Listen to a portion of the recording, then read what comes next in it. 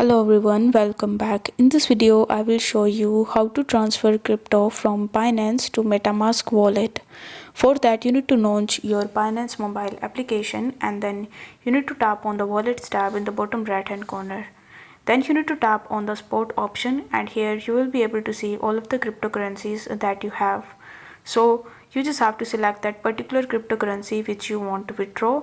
Let's say you want to withdraw BTC, so you need to select BTC and tap on withdrawal option. After that you need to select the first option and then you will be landed on this page.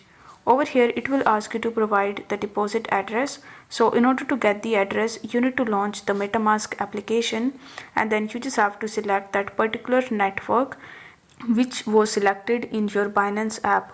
So as in the Binance application we have selected BTC, so you just have to simply come to Metamask and you need to search for BTC. Then you need to tap on the receive option and after that you just have to copy the deposit address from here. Then you need to come back to Binance and paste that address in this section.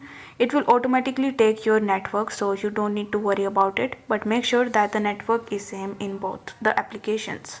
Then you just have to enter the withdrawal amount and tap on the withdraw button in the bottom right hand corner.